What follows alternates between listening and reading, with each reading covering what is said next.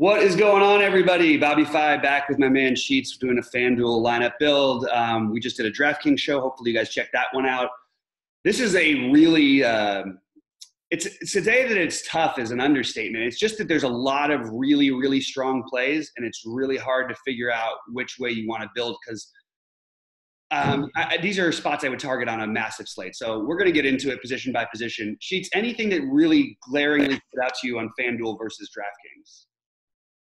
Yeah, how come FanDuel seems every day is just such a nice, easy build from FanDuel?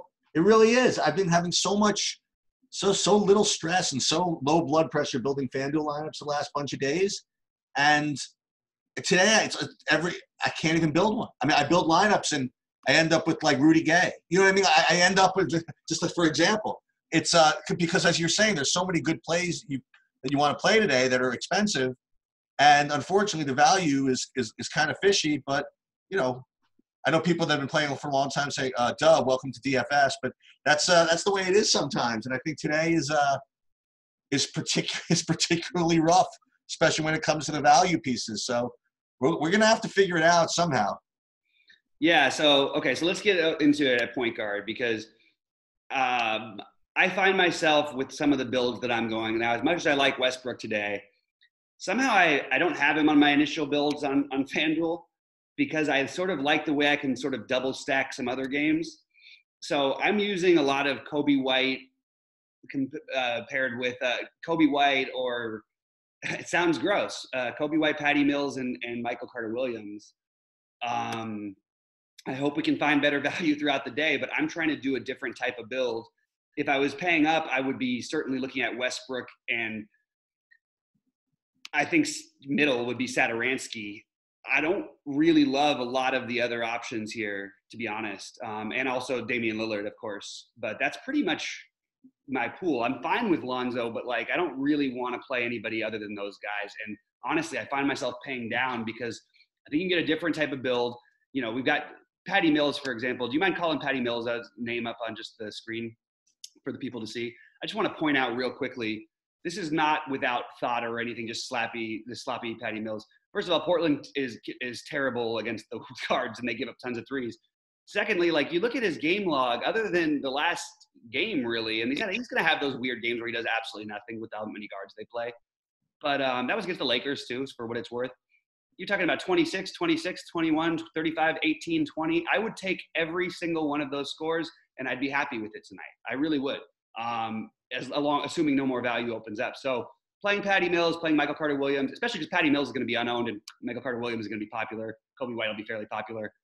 I just think it's kind of a good off-the-board play if we don't get other value, and he's saving me. Honestly, that extra 300 makes a difference for me today. I'm gonna read some stuff off to you. So again, I'm just estimating. I want to read you some projected points from a bunch of guys that all are about 4K. Okay, give or take a few $100s. Right? There's like 21, 20, 20, 20, 19, 18. All those are very similar numbers, right? Mm-hmm. Like two of those guys that I mentioned are, say, Kobe White and Michael Carter-Williams, who are going to be hugely popular.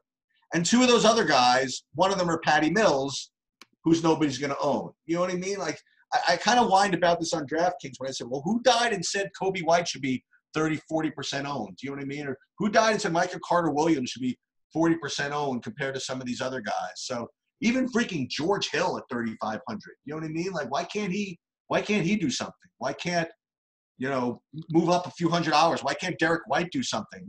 I don't know. It's so for me, look, I'm going to start my point guard position.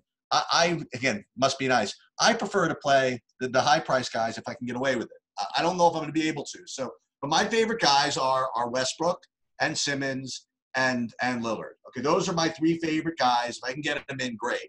And that would be the first thing I would try to do is actually get those guys in. I put Simmons and Westbrook up here for now. They all look like they're going to be really low owned because it's hard to get them in, I suppose. And because that means you don't get to play Giannis and you don't get to play, guys like that or LeBron. But I like the points that these guys are available can get me. So those guys are good, and I agree with you that Satoransky would be the mid-range guy. And I agree with your assessment of those value guys. I just don't know if there's such a difference between any of them that I would play any of them with ownership. You know, am I really going to – maybe I'll play Rondo at 4,500. I don't know. I don't know if I'm going to end up with the Michael Carter Williamses and the Kobe Whites on FanDuel. If you want one other guy that we didn't mention that would fit that, if you don't want to play Satoransky but want to play that kind of range, maybe a little more expensive, you could try maybe Lonzo Ball. Yeah. Again, I know we talked about maybe. What's that? Oh, you mentioned him? I think you mentioned him. I also think he's going to be popular. Oh, okay. Forget it. Okay. All right. But again, I would love to get those high price guys if I can. But I'm sure if we go through these other positions, I'm sure it's going to be difficult to do. Yeah. It's weird because so my thoughts on the cheap point, I agree that for the most part, maybe there's not so much difference. I do think that you get more upside with Kobe White than you do with the others. Fair enough. And depending on what Orlando does tonight on the second of a back-to-back, I could see MCW being right in there. But that's sort of that's the reason why I sort of prefer those guys. But I understand your point. Like, I don't mind going up a tiny bit to Derek White or down to Mills for that same reason. But I'm just finding in my first builds that I sort of have some other guys that I really like and I think are going to be lower owned than they should be. So I'm sort of going that direction. Moving over to shooting guard, I think you're going to have a lot of chalk on two players here. And I think it's going to be semi spread out other than that. But I think it's mostly going to be people playing Fournier and Levine. I just think that that's the way this build goes.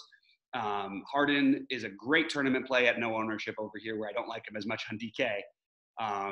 Also, you get the upside of potentially not knowing if Westbrook does have the thumb is really that bad that he has to sit.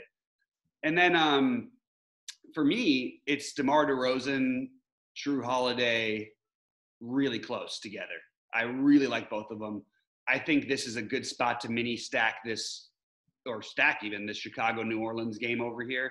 And you can do it with taking my two favorite players in another game that I like quite a bit. So I think that's a really good way to go. What about you? My two favorite shooting guards are Zach LaVine and DeMar DeRozan. Those are my two favorites. And boy, I would just love to not have to play Evan Fournier 30% plus. I just would love to not have to do that. We'll see if that's the case. I would love to not have to play, Terrence Ross, at 20% or something like that. I don't know if he's honestly, in a weird way, wouldn't mind playing Terrence Ross. I think he has more upside to his price than Fournier, I think. You know what I mean? So if I had to choose between two of them, I might go for a Terrence Ross. But like I said, I want to try to be greedy and play these guys that are going to put points up. So I'd love to find value out of these other positions somehow. So for now, I'm going to stick with Zach LaVine as being very – look, you're right. He's going to be very chalky. And so I'll eat it there a little bit. But I do think DeRozan is a really, really strong play. Yeah, I love the DeRozan call. We talked about him a little bit on DK. I think he gets overlooked here quite a bit. But I also really do like Drew tonight. And he's a little cheaper. I also like that game stack. So I honestly, if in the lineup build that I just did, I had an extra 500, I would go for DeRozan over Drew. But yeah, I like both of those guys quite a bit, and I think they get low ownership. And I really think that Harden doesn't get the ownership he should over here. And it's weird to me exactly that that's going to happen. So I just think you can play Harden over here if I like him better on FanDuel, I should say, than I do on DraftKings. Yeah, as we get to small forward, I'm really starting to think I'm going to end up having to play Felicio at center. I mean, it's going to be so bizarre. There's just so little that I can do to get the guys that I want. Like, look at these small forwards I'm ending up with. Like get that paying up elsewhere. I don't get to play LeBron. I don't get to play like a admittedly chalky, but just like incredible value in Tobias Harris. I mean, like Tobias Harris 6,200 is pretty ridiculous if you think about it. Yeah. And as much as I don't like playing him, it's kind of tough for that value. And another guy that I hate playing, who's going to be tough, and we talked about this earlier, Carmelo at 5,300 is damn freaking cheap also. These guys I ended up with just was by default, just because I needed that salary for what I was doing here. But I guess my first value play would be if I wanted to go a little cheaper than the guys I mentioned.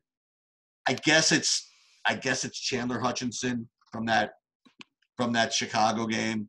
But I'd love to just, again, this is my theme. I'd love to just find even the extra 800 for Carmelo if I'm going to do 4,500 for Chandler Hutchinson, So, or maybe I should rather do a Reese at 4,400. Oh, this is so hard. I just don't think I'm getting to LeBron. I don't think I'm getting to Giannis. I just don't think I can. I don't think I want to make those concessions at the guard positions. I don't know, man. So I'm okay. So my current builds, just to give away something, my first builds, I have Holiday, Levine, Kobe White, and Patty Mills in my backcourt. So yeah, that's the other way. Yeah. Yeah, that tells you that I am gonna play Giannis some over here. Sure. In the call it a revet, whatever you want to call it, after getting smoked by this team. And also part of the reason I'm playing him is because I really want to play Joel Embiid. I just think Embiid is in a great spot at too cheap a price. I could see 60 coming from him really easily. So I'm going to go to, let's see, we've got my other small forward is where it gets interesting. It's between Hutchison and Ariza. I think I would go with the slightly lower ownership in Ariza, but I'm certainly fine with both. And I'm stacking enough Bulls where I don't feel like I need to get extra ones, but I certainly don't mind Hutchison. That's sort of where I'm at. I mean, tell me about your other small forwards, because I'm mostly going to play there is LeBron, there is I could take that route. You know what I mean? I just don't love it over here. I would rather pay the 700 more for Giannis. But here's the thing. What Bobby's doing is I think that's exactly the other way to go. Not there's only two ways, but is do the exact opposite of what I was doing. Meaning that instead of paying for those big point guards and just trying to just hold your nose at small forward, you could get in Giannis and Levine, even DeRozan, pretty easily. If you could even play Trevor Ariza at small forward, that'll work. And if you could pay down for Patty Mills, you could even get a middling guy like Lonzo Ball in there. You know what I mean? Without having to go double. Are you not worried about playing both Kobe White and Levine in the same? No, not in this game environment. Okay. Also with missing Dunn and at the prices that they're at, I don't think you have to worry about it. Maybe it limits Levine's upside.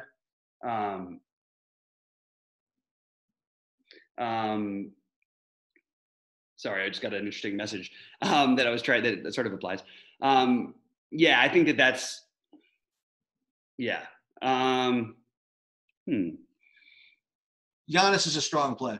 Yeah, that's where I'm at. I mean, I really don't have a whole lot else for you. Obviously I like Tobias Harris, but he's going to be so chalky, and I like my differentiating build right now. I mean, I might change later in the day when we hear more information, but that's where I'm at the moment. Yep. Okay. So what did I have at power forward? So power forward, boy, it would be nice to be able to play AD, wouldn't it? Would be nice to be able to play even Zion at 7,500. Zion is a really, really good play. So I see where we're headed here. So if you're gonna do something like play Kobe White and Levine, for example, and maybe even throw up another Chicago guy like a Cornet or something in, then you could be in business. You could run it back, like you said, with Zion or hell, who's the other New Orleans guy? Like I mentioned Ball, but if you like Drew, maybe Drew could be another guy that you can run it back with. And I mean, you mentioned this going in that you might be able to stack the New Orleans Chicago guy. I didn't see how it was possible, but I can now I'm just kind of seeing how it's possible, and that's why these Chicago guys become pretty important, especially if you want to do something with these New Orleans guys, because Zion is going to rip people's face off in this game. You know what I mean? He's a really, really strong player. I'm sure he's going to be pretty popular also. One guy that I'm kind of, I guess, semi-interested in at the price here, I mentioned Cornet already. Somebody you mentioned, and presuming he's playing, maybe a weird, just kind of one-off Robert Covington in the power forward or something like that. I mean, like I said, if they picked him up, it's because they want him to play. Yeah. So completely agree that Covington is a sharp call, especially because the minutes that they're going to need, because they just don't have any size at all to compete with the Lakers. So you're going to see Covington and PJ Tucker out there, and even Cephalosha for all the minutes they can probably handle. At power forward for me, I get the LaMarcus Aldridge love. I certainly get the Anthony Davis love. I'm leaning towards the Zion Cornet combo. Again, Chicago's going to have some size to match up with some of these guys. I really love Zion tonight. I think he should beat up this front line. And I think that, like, I think I'm with Cornet right now. I think that's a little bit where I'm at. I don't really have a lot of love for other pivots except for the Anthony Davis, the obvious ones. So it's either chalk or semi-less chalk with the Zion Cornet combo for me.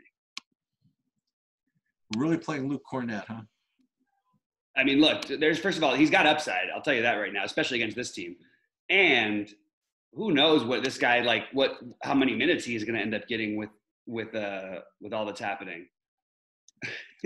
So I don't know. I definitely, as of right now, I'm playing Cornet.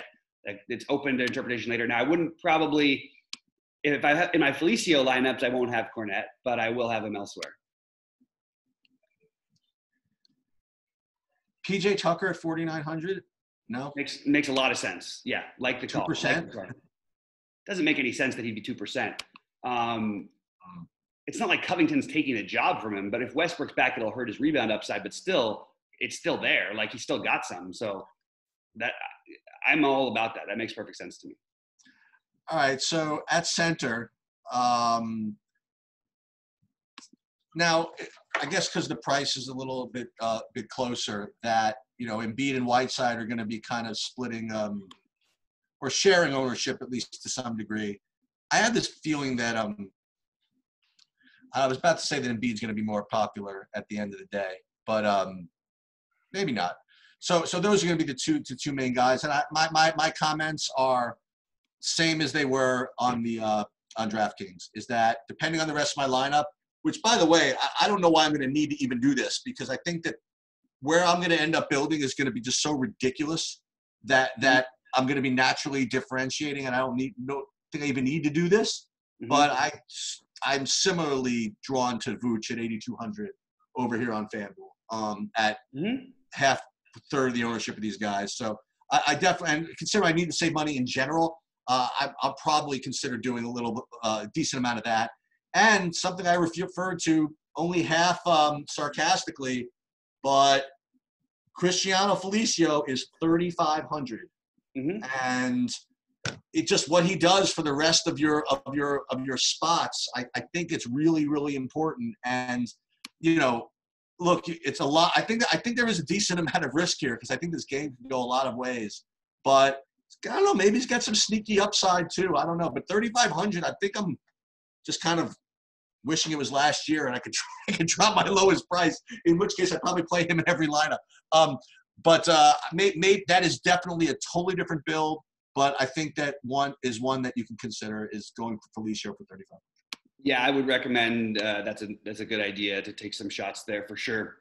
Somewhere between Felicio and Cornet, like, even though they aren't huge bodies and Hutchison can probably match up with Ingram, you're going to see some favors. You're going to see Zion. You're going to have some Jackson. Like, there's size out there that somebody's going to have to play against. And I just don't know how can you put Chandler Hutchison on Zion? And he's the closest one.